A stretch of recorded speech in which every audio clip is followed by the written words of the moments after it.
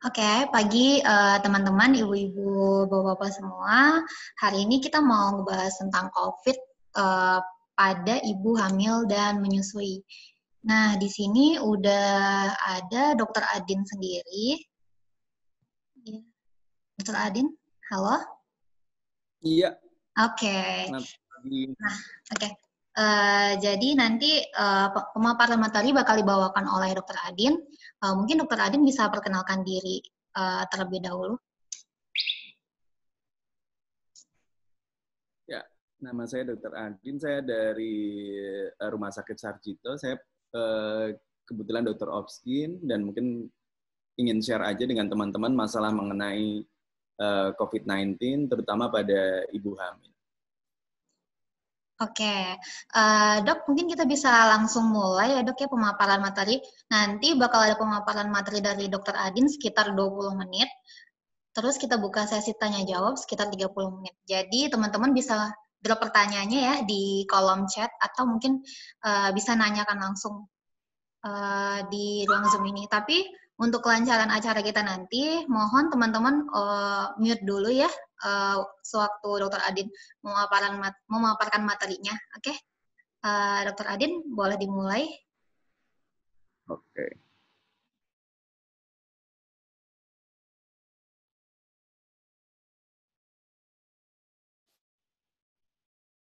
Ya.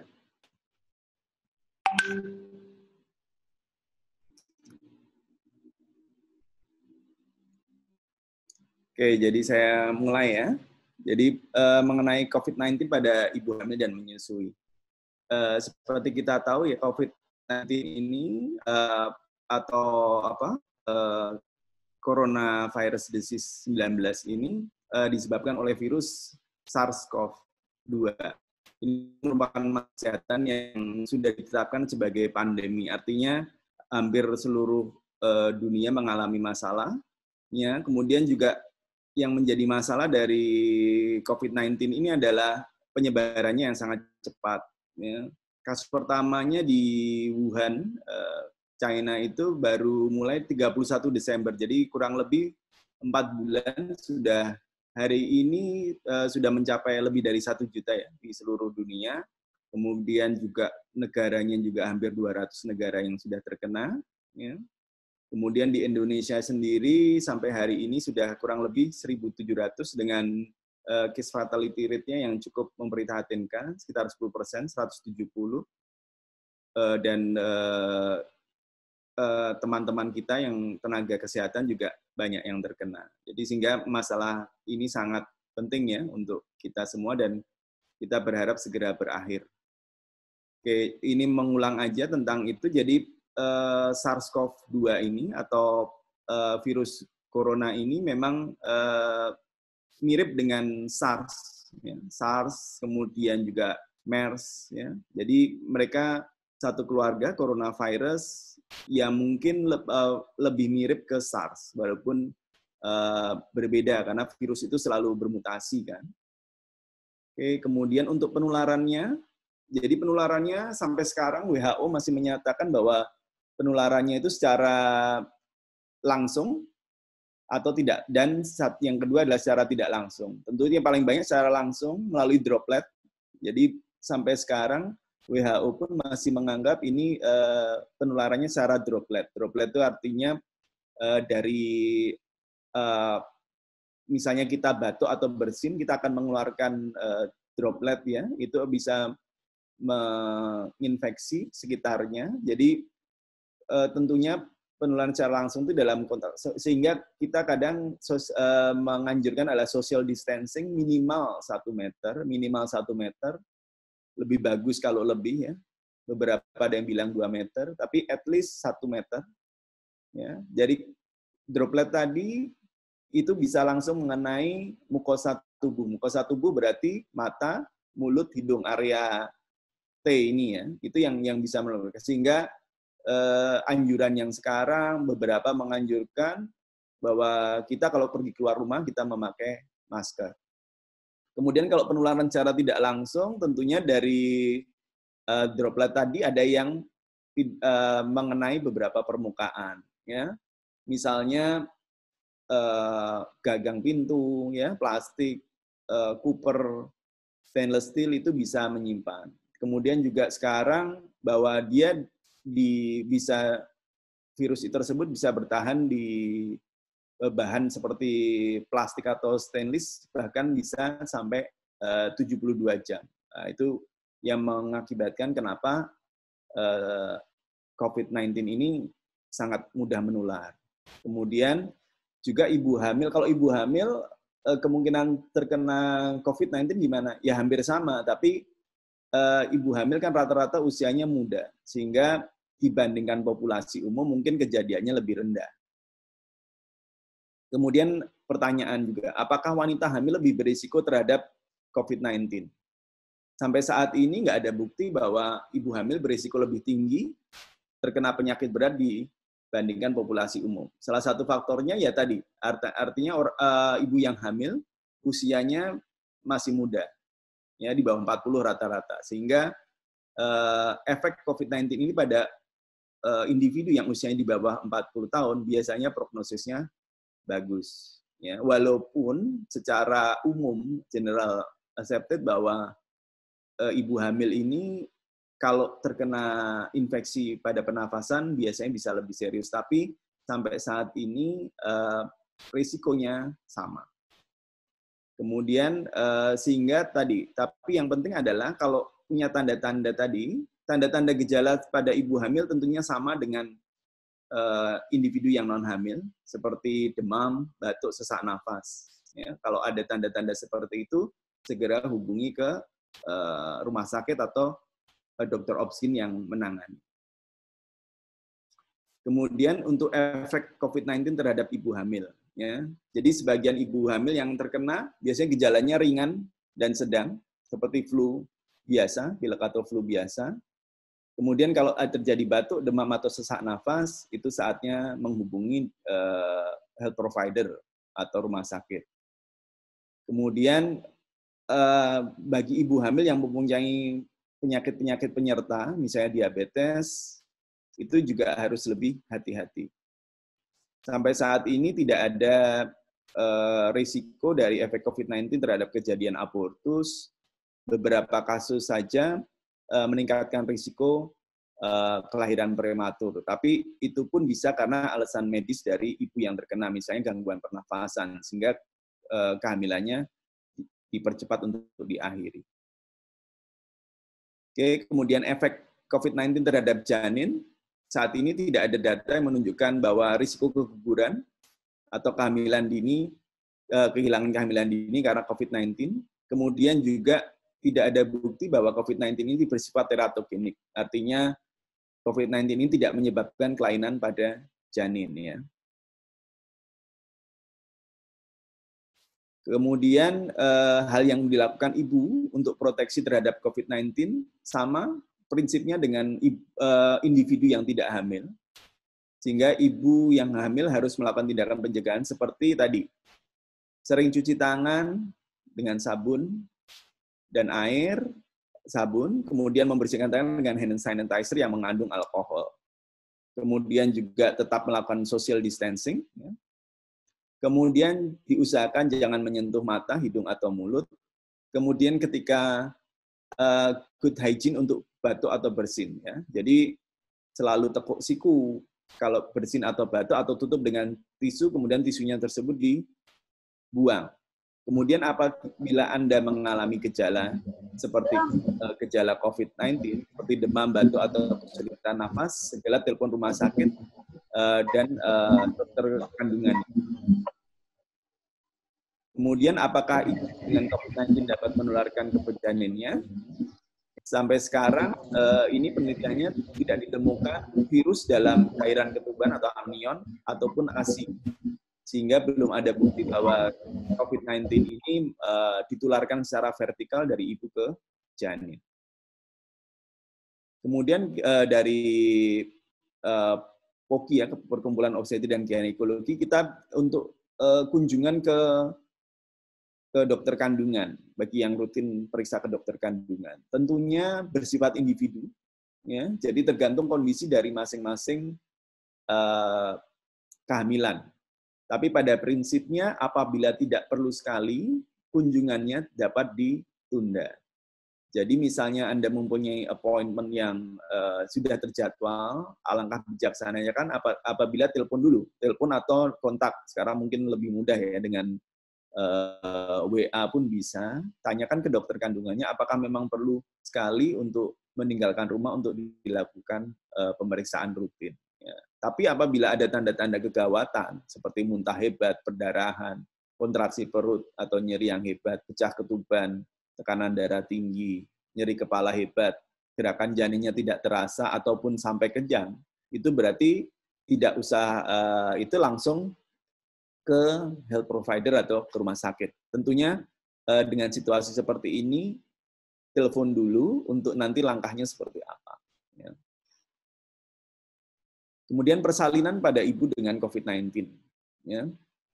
Pada ibu yang tercurigai infeksi COVID-19, maka persalinannya sama dengan persalinan pada ibu yang tidak mempunyai COVID-19. Tentunya bedanya di fasilitas, APD yang diperlukan untuk pemeriksa, dan ke severity dari case-nya tentunya. Tapi artinya tidak harus sesar. Ya. Jadi operasi sesar hanya dilakukan apabila ada indikasi medis. Ya, jadi bisa melarikan secara spontan. Kemudian mengenai rekomendasi menyusui pada ibu COVID-19. Jadi tadi kan sudah dinyatakan bahwa untuk ASI-nya tidak mengandung virusnya.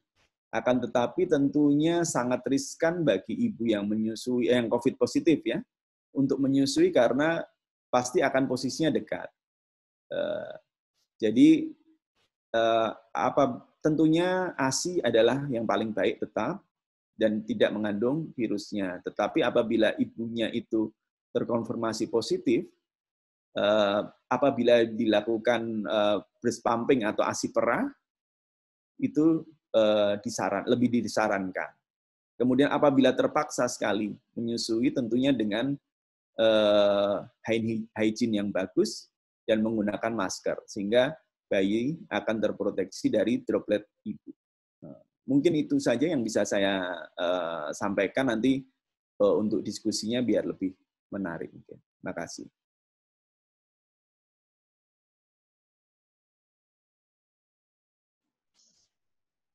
Oke, terima kasih dokter pemaparannya. Mungkin buat teman-teman yang mau bertanya, boleh drop pertanyaannya di kolom chat atau mungkin bisa bertanya langsung ya di room ini. Ada yang ingin bertanya? Oke, mungkin sambil nunggu teman-teman buat nanya, saya ada pertanyaan nih dok buat dokter. Kan tadi untuk ibu menyusui itu harus sangat beresiko tinggi ya Pak ya. Tapi kalau misalnya tadi salah satu solusinya dengan pumping yang higienis. Apakah pumping itu juga mempunyai resiko tinggi untuk menularkan COVID, Pak? Kalau pumpingnya nggak, asal dengan good hand hygiene yang bagus ya. Jadi kan memang COVID-19 itu virusnya tidak tersekresi sampai saat ini, tidak ditemukan adanya sekresi virus COVID-19 di ASI-nya. Sehingga ASI-nya sendiri tidak bermasalah. Sehingga makanya bahkan pada kondisi yang terpaksa pun, kalau terpaksanya menyusui secara biasa pun nggak apa-apa. Tapi dia tentunya memakai mask, kemudian tangannya juga harus jadi bersih. Jadi tetap yang utama adalah ASI dalam walaupun pada situasi seperti ini. Oke. Dok, ini ada satu pertanyaan baru masuk dari Ibu Harizah Mangkunegara. Dok mau tanya, kalau usia kandungan 6 bulan sering merasa sesak tapi tidak ada ciri-ciri lain COVID seperti batuk, pilek, demam, apakah aman dok? Gitu. Itu kan jadi gini, kalau untuk memang ya akhirnya kan kalau ibu hamil itu rata-rata keluhannya pasti sesak ya, sesak. Tapi kan bukan sesak nafas, ya. Sesak karena kehamilan yang makin membesar. Ya, jadi sesaknya tuh biasanya kalau tidur terlentang, terasa sesak. Kalau pada COVID ini kan benar-benar sesak nafas karena memang kan sel-sel limfositnya kan terkena infeksi virus. Jadi kalau cuman hanya terasa sesak, tentunya tidak menjadi masalah karena itu suatu tanda bahwa ibu kehamilannya mulai membesar. Tapi kalau tadi sesak nafas yang disertai dengan batuk dan pilek dan demam, itu berarti memang saatnya untuk melakukan tadi konsultasi dengan dokter kandungan yang menanganinya karena ada kemungkinan untuk terkena COVID-19. Nah, apakah sudah menjawab ya Bu ya? Oke, kita lanjut ya ke pertanyaan kedua. Jadi ibu hamil walaupun imunitas sedang nggak baik nih dok, tidak berarti lebih beresiko terhadap COVID-19 ya dok? Jadi risikonya dianggap sama. Ya. Walaupun kan beberapa memang teorinya begitu. Ibu hamil imunitasnya cenderung tapi dari beberapa laporan kasus, karena ini kan suatu kasus yang baru ya. Jadi ibaratnya evidence atau bukti pun kan kita setiap hari belajar. Nah, tapi sampai saat ini tidak ibu hamil tidak atau sama risikonya dengan ibu atau dengan individu yang tidak hamil. Tapi tetap aja dengan risiko yang sama pun kan tetap riskan sehingga universal precaution-nya masih sama. Gitu. Oh ya dok, berarti kalau gitu ibu hamil perlu tes COVID nggak dok? Kalau tes COVID, jadi begini, kapan tes COVID dilakukan? Tentunya sama dengan yang tidak hamil. Artinya tidak perlu screening. Kalau Anda tidak bergejala, tidak perlu tes, ya kan? Sama kan? Kemudian apabila ada riwayat kontak dengan individu yang COVID positif, itu adalah anjurannya adalah isolasi selama 14 hari. Kalau selama periode isolasi terdapat gejala, baru ibu hamil tersebut perlu melakukan tes COVID-19. Jadi tidak screening secara ibaratnya tanpa gejala tanpa itu langsung dilakukan. Karena kan sekarang pun kan alatnya terbatas ya. Jadi seperti itu. Anjurannya sampai sekarang masih seperti itu. Tidak perlu, artinya bukan merupakan pemeriksaan yang rutin pada ibu. Dok, ini ada pertanyaan dari Muhammad Suhartono. Dok, apakah ada efek kejadian ketika seorang ibu hamil terinfeksi COVID-19? Sampai sekarang tidak ditemukan itunya. Jadi misalnya, COVID-19 tidak menyebabkan kelainan pada janin. Kemudian juga tidak bisa, sampai saat ini belum ditemukan bukti dia bisa melewati barrier plasenta. Artinya si bayi tidak mengalami penularan secara vertikal dari ibu, tapi risikonya adalah ketika nanti lahir, kalau ibunya menyusui tanpa menggunakan tadi masker atau apa, itu bisa menular lewat droplet dari ibu.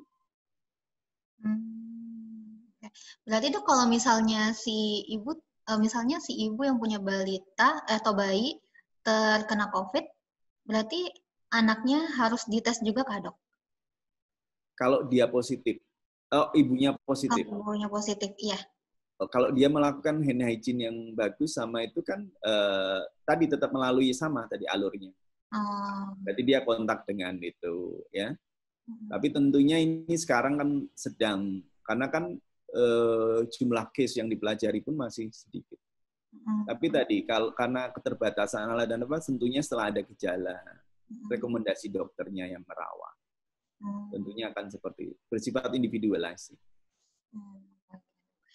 Ini dari Ibu Mega lagi, Ibu Mega Wulandari yang tadi. Jika ibu hamil terinfeksi, apakah obat-obatan akan mempengaruhi janin? Karena kalau kita batuk saja tidak bisa pakai obat sembarangan. Gitu dok, gimana dok?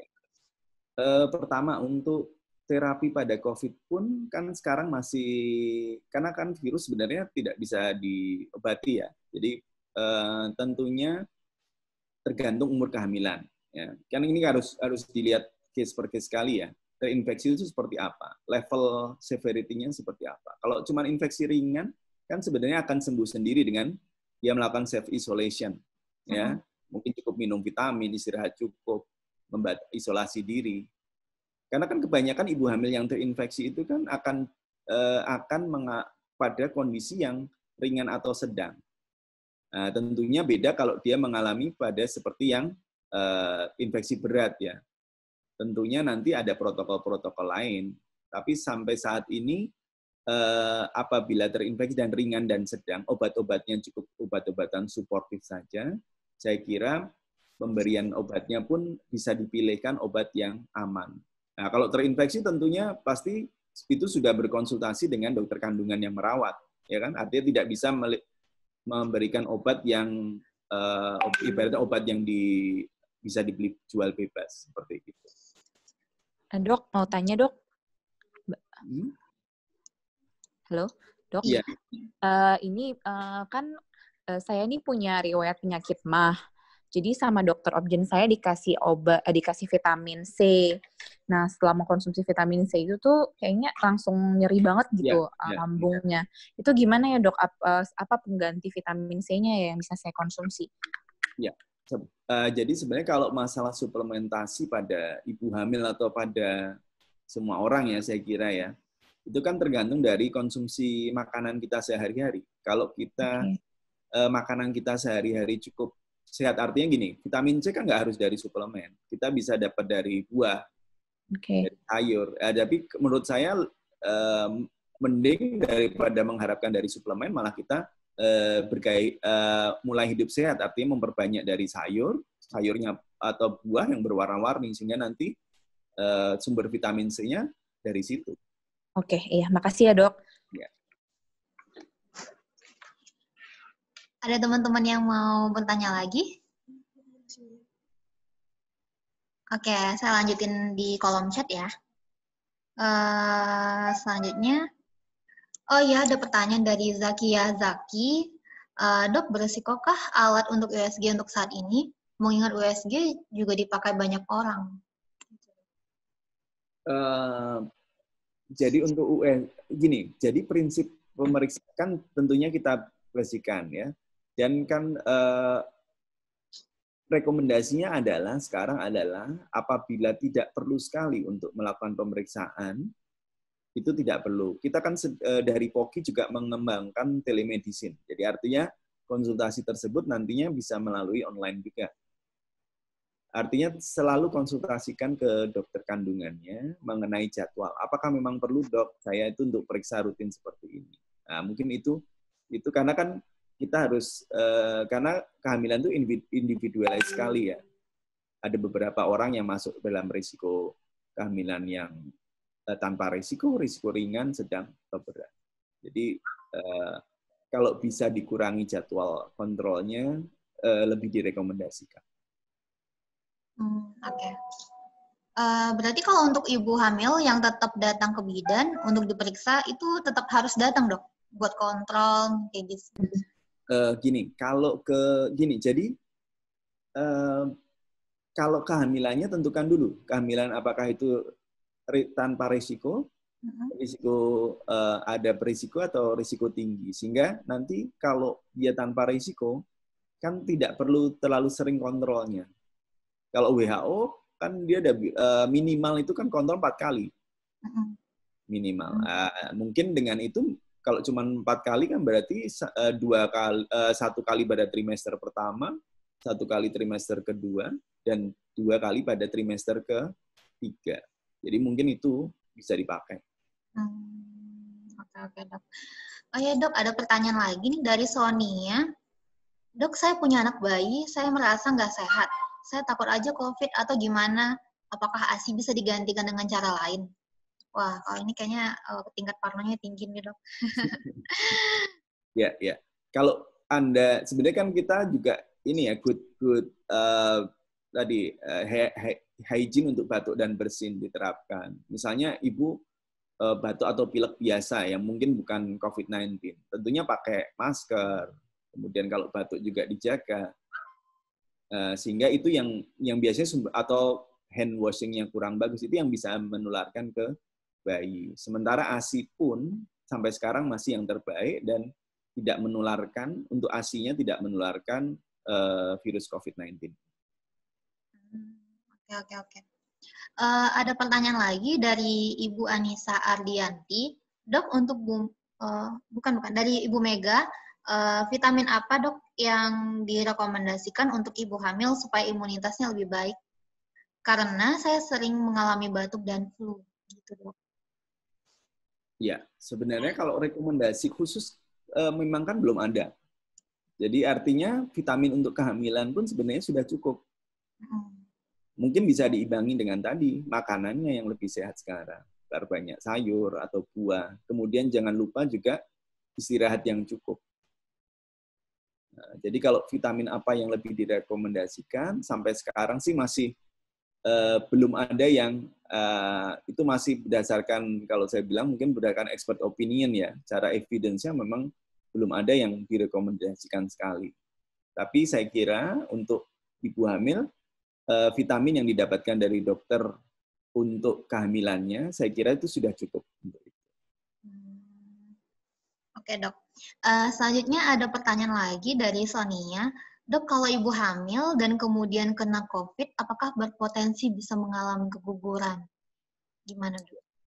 Kalau ibu hamil, kemudian dia positif COVID, dan umur kehamilannya kurang dari 5 bulan berarti ya. Tadi dari beberapa penelitian disebutkan bahwa tidak ada pengaruhnya. Jadi tidak menyebabkan kejadian keguguran yang lebih tinggi pada ibu yang COVID positif. Oke. Selanjutnya dari Ratna Sari. Dok, perawatan apa yang harus dilakukan selama kehamilan atau persalinan ketika sang ibu terinfeksi COVID-19? Kalau tadi untuk persalinannya, jadi kehamilan tentunya tadi, dia kebanyakan akan berada pada keluhan yang ringan atau sedang. Sehingga itu bisa dilakukan tadi isolasi mandiri. Apabila timbul perburukan, kemudian langsung ke rumah sakit yang rujukan yang ditunjuk. Kemudian untuk mode of delivery-nya atau modus persalinannya, itu mengikuti indikasi obstetrik. Artinya, apabila bisa lahir normal, tetap lahir normal. Apabila harus atas indikasi obstetriknya harus dilakukan operasi sesar, tetap dilakukan operasi sesar. Tapi tidak ada khusus.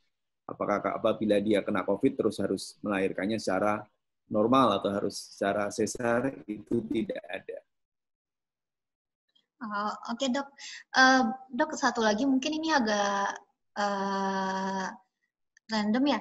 Jadi kalau misalnya anak itu harus vaksin, sementara sekarang kan kondisi rumah sakit lagi rame-ramenya. Itu anak-anak harus tetap menjalankan vaksin atau gimana dok? Jadi artinya gini, kalau memang vaksin tersebut, tentunya kan sekarang rumah sakit sudah menerapkan alur ya, artinya alur pasien yang aman seperti apa. Tentunya tapi prinsipnya adalah jangan sampai kita karena kan vaksin itu penting juga untuk pencegahan. Artinya jangan sampai karena ketakutan dengan COVID-19 ini sehingga jadwal vaksin rutin untuk mencegah penyakit-penyakit lain yang cukup berbahaya juga sehingga terlewat. Jadi mungkin itu tadi bisa dengan sekarang kan mungkin di rumah sakit atau di klinik juga sudah diterapkan itu dalam menunggunya hanya waktu kontrol hanya boleh ditemani oleh satu penunggu, kemudian menunggu di mobil. Kemudian nanti akan dipanggil ketika itu mungkin bisa diterapkan. Jadi saya pikir secara prinsip sih vaksinasi yang wajib dilakukan tidak boleh terlena. Dok, berarti vaksinnya itu tidak diwajibkan ya dok ya? Enggak, vaksin yang wajib. Ini vaksin apa? Vaksin yang wajib untuk dilakukan tentunya tetap berjalan sesuai itunya kan. Oke. Sementara untuk vaksin COVID kan sampai sekarang belum is still ongoing research kalau untuk vaksin COVID-19. Oke. Selanjutnya ada pertanyaan dari Ibu Linda Patricia. Dikata COVID tidak menular melalui udara, akan tetapi jika seorang bersin dan batuk, percikan dropletnya akan memercik sejauh 1 meter. Nah, apakah sifatnya aerosol, percikan nggak langsung turun? Jadi kalau dari WHO memang sampai saat ini kan COVID-19 ini penularannya bersifat droplet. Jadi artinya dari seseorang bersin atau batuk. Yang percikannya bisa 1 meter sampai 2 meter. Ya. Kalau aerosol itu kan dia berarti mengacu ke airborne ya. Jadi belum ada bukti, tapi pada beberapa tenaga medis yang melakukan prosedur seperti intubasi, yang itu resikonya tinggi, penularannya bisa dianggap secara airborne. Jadi untuk proteksi nakes yang bekerja di misalnya di ICU atau apa yang dia melakukan. Tapi kalau pada prinsip secara umum, tetap dia penularannya secara droplet. Jadi social distancing minimal 1 meter.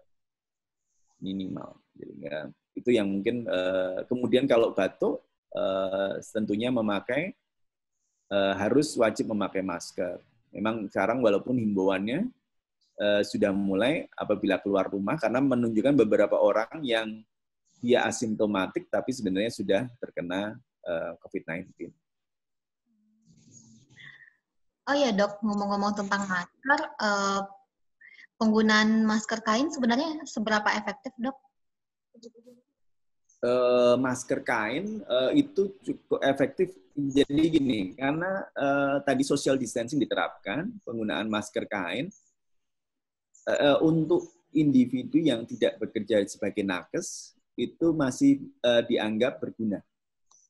Tapi kalau kita sebagai tenaga medis tentunya tidak memakai masker kain. Tapi kalau untuk awam mungkin ya untuk karena mengingat sekarang adalah keterbatasan dari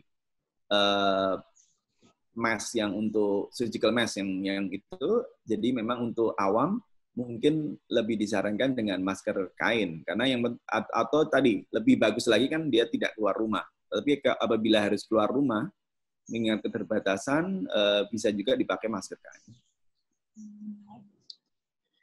Dok, ada pertanyaan lagi dari Ibu Mega.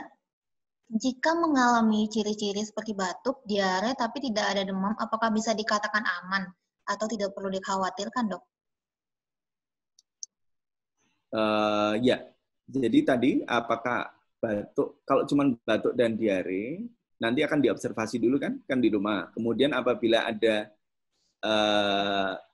jadi keluhan terbanyak itu memang salah satunya adalah demam dan batuk. Jadi kalau tidak ada demam, mestinya tidak apa-apa, tapi tetap aja diobservasi atau isolasi mandiri dulu.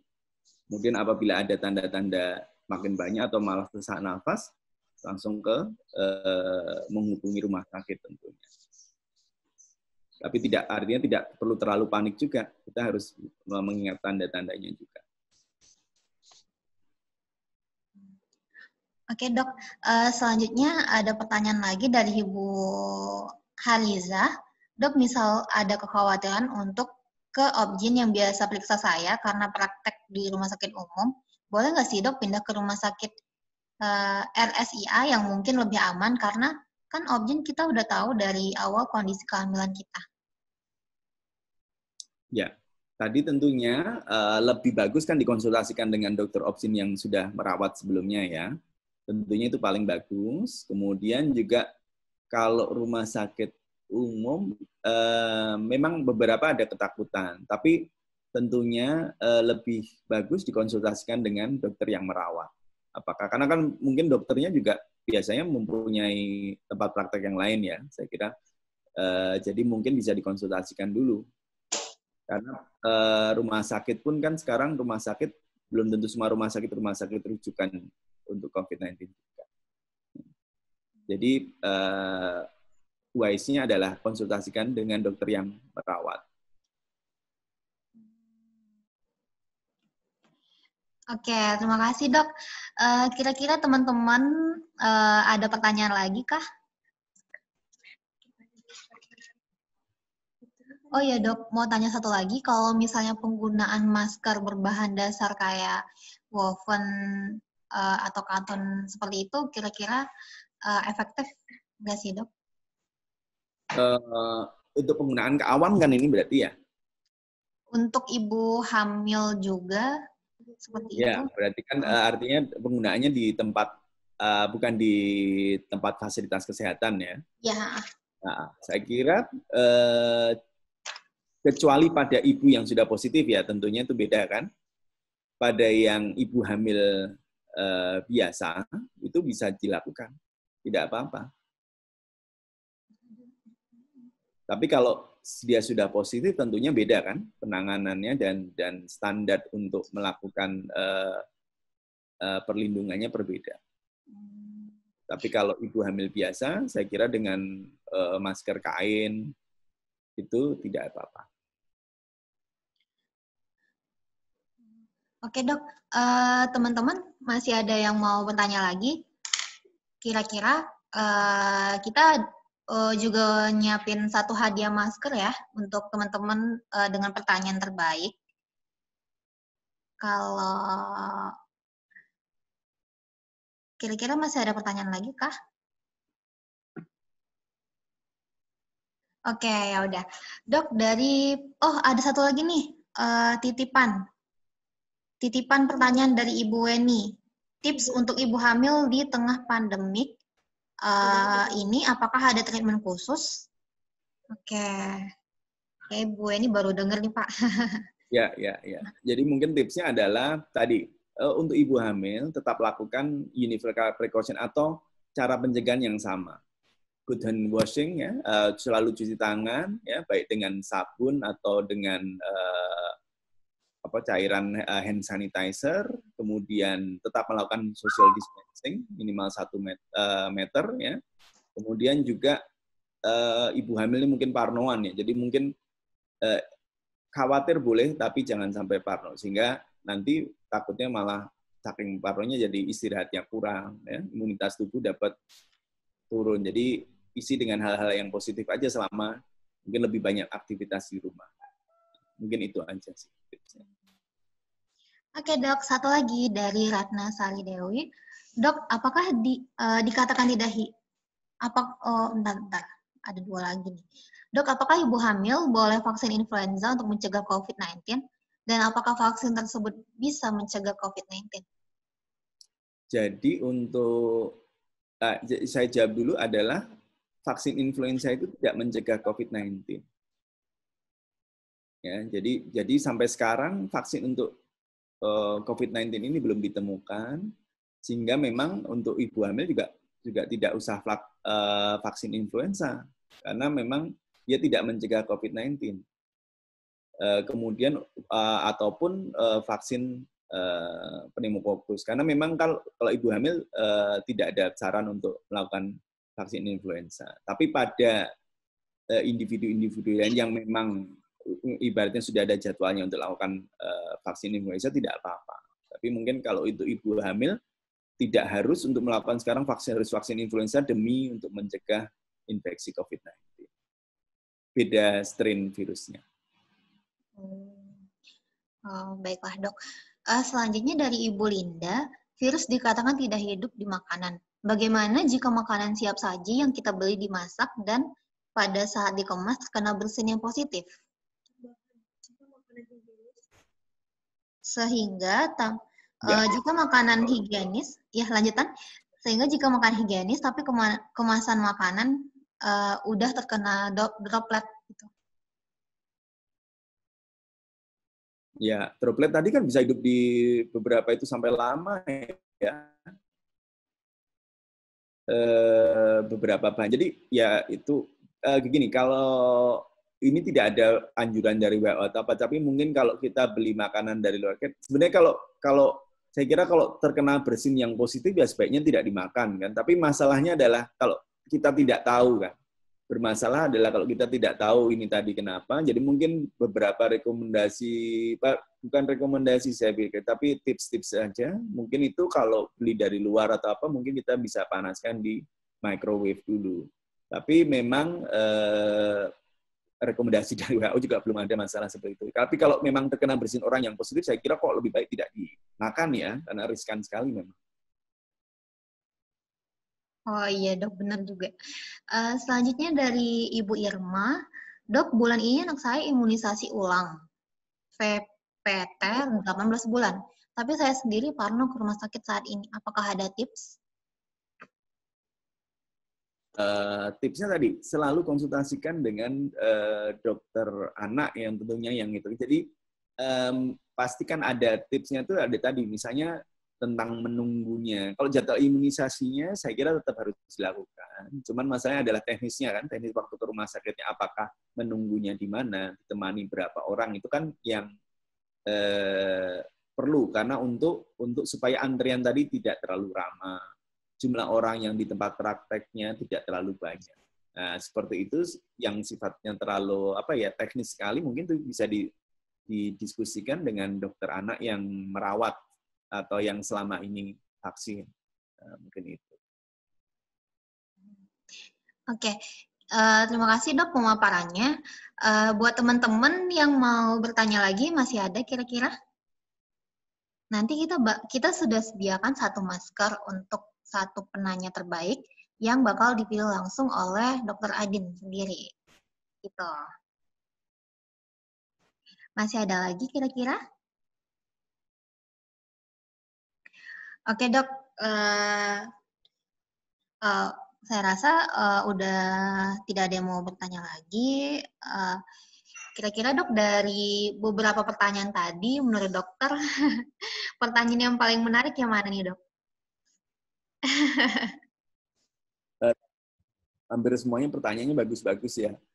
Tapi mungkin yang mungkin artinya untuk berguna untuk kita semua ya tadi tips untuk ibu hamil bagaimana di tengah pandemi tadi ya mungkin ya. Gitu ya. Oh, yang terakhir ya Pak ya? Mungkin ya, tadi ada yang tanya itu. Yang dari Ibu Weni? Boleh. Oh, oke.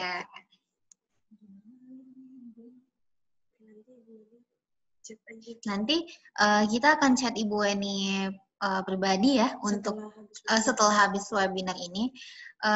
Satu lagi dok, pesan-pesan untuk para ibu hamil dan menyusui di Indonesia apa nih dok, supaya bisa tidak terkena COVID-19 atau mungkin yang udah terkena cara mengatasinya dan lain-lain.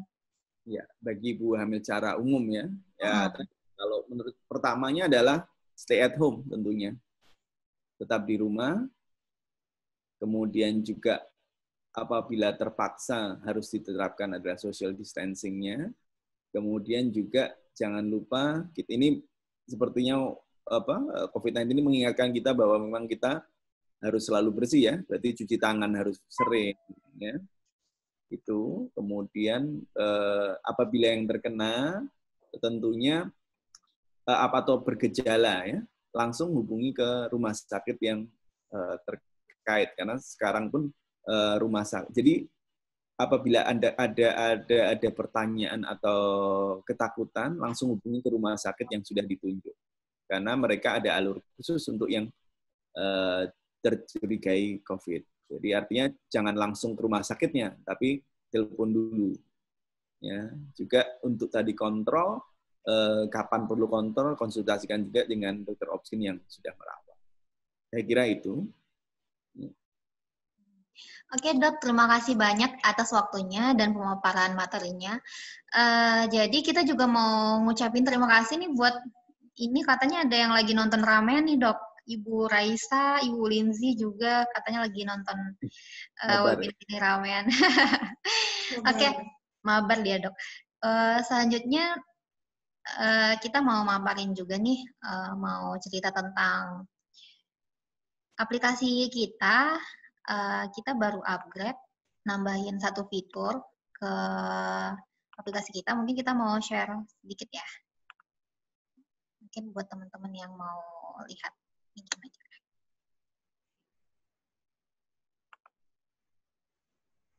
Oke.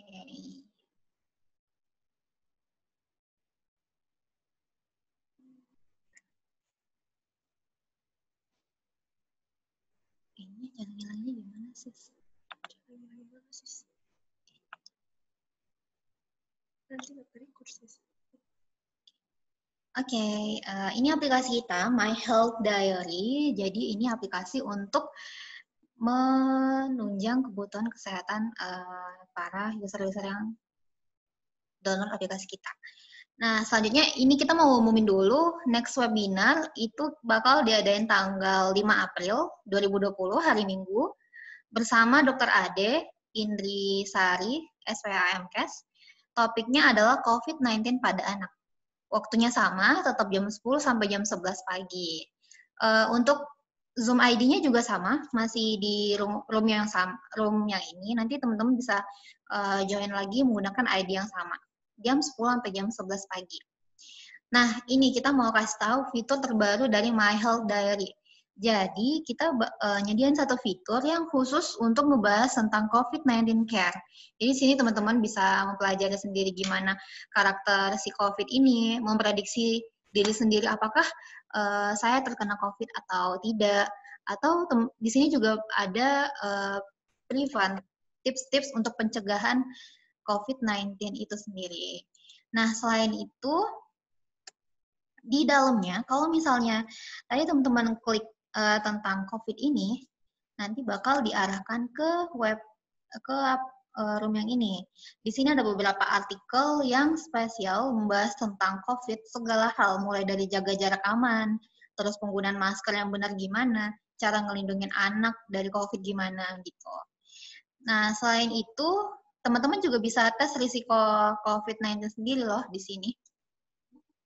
Nah, di sebelahnya kita juga nyediain satu kolom yang membahas tentang e-shop. Kita juga menjual barang-barang kebutuhan seperti vitamin dan penunjang-penunjang lainnya untuk menghadapi COVID-19 sendiri.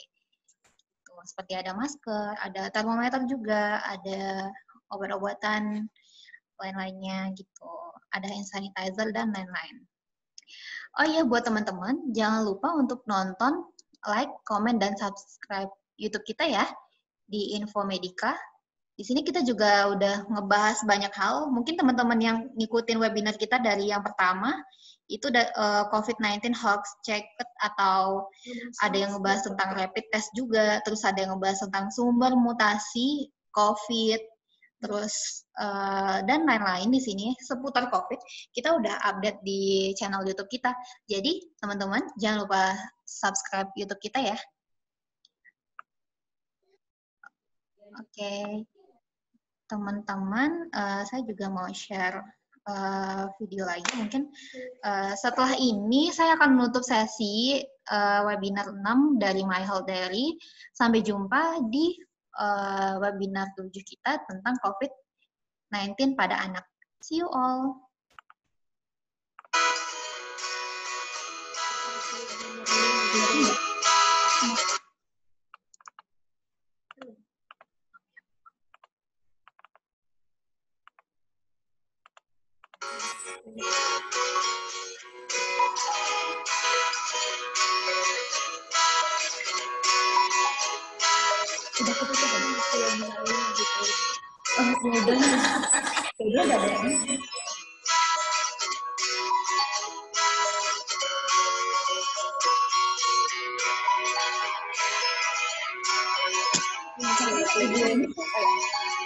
Nggak ada kekurangan asalnya pasti gue yakin itu pertanyaan dari kaki kiri ya.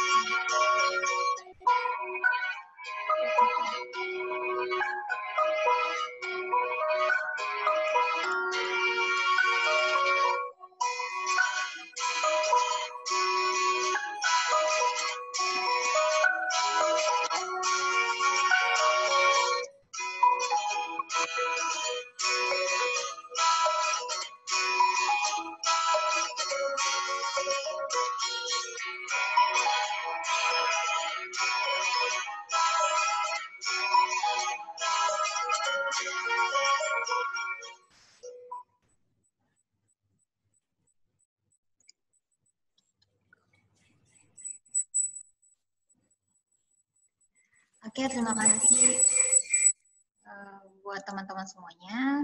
Saya akhiri. Assalamualaikum warahmatullahi wabarakatuh.